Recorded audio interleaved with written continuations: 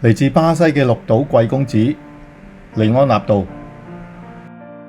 日本職業聯賽喺初創嘅時候，揾嚟唔少昔日世界足壇叱咤風雲嘅年老球星嚟打響名堂。不過嚟自巴西嘅里安納度就係例外。里安納度喺協助巴西攞到世界盃之後，就到日本踢波，而且嗰陣只係得25歲，可以講得係將球員生涯最光輝嘅時候送俾日本人。里安納度喺1994年世界盃決賽周係巴西嘅主力球員，不過喺高手林立嘅隊伍之中，本嚟係中場球員嘅佢就安排擔任左後衛，而且喺16強嘅時候以手踭擊打對手攞到紅牌，仲要被國際足協追加禁賽4場，令佢決賽未能為巴西上陣。好彩巴西最終都攞到冠軍，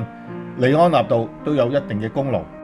喺1994年世界盃之後，里安納度獲得巴塞隆拿同 AC 米蘭等歐洲豪門嘅邀請，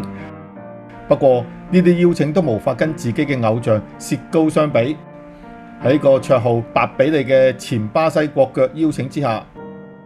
里安納度放棄一登龍門，反而喺盛年嘅時候到咗當時仲係水平冇咁高嘅日本聯賽發展事業。里安納度喺綠島鹿角繼承咗啱啱退役嘅薛高，着上10號球衣喺進攻中場位置，為綠島製造一個又一個嘅入球。喺踢完世界盃2個月之後，佢就喺對川崎讀賣嘅比賽之中取得喺綠島首個入球。喺半年之間踢咗9場比賽，已經入咗7球。到咗1995年賽季，里安納度更展現佢嘅球技，確實係遠遠超過日本聯賽嘅水平。佢喺呢一個賽季踢咗28場比賽，入咗17球，平均唔需要2場就入1球。而喺1995年11月對橫濱飛翼嘅比賽之中，里安納度喺對手禁區之前攞到波之後，即刻有幾個對手一齊上前想搶佢嘅腳下球，佢就嚟一個180度轉身，同時連續將皮球挑高5次之後，球就反彈上嚟，再立刻射門，並且入埋波，難度超高。呢個入球喺2013年舉行嘅 J 聯賽20週年獎項選舉之中當選為最佳入球。到咗1996年，里安納度仲係保持非常高嘅水準，喺22場比賽入咗11球。不過佢始終係屬於世界最高水平嘅球員，所以喺1996年夏天獲得巴黎聖日耳門嘅邀請。呢個時候薛高反而勸佢為咗前途應該要離開綠島，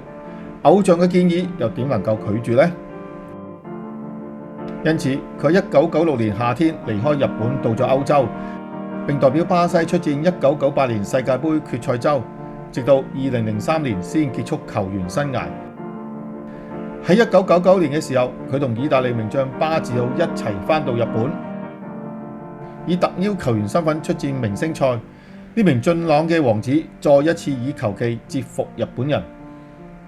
里安納度退役之後，成為巴黎聖日耳門、AC 米蘭同埋國際米蘭嘅管理層成員，並一度成為總教練。喺2011年嘅時候，佢就將日本國腳長友佑都喺切塞納帶到國際米蘭，同長友佑都共事咗半年，可以講得話長友佑都喺職業生涯嘅重要推手。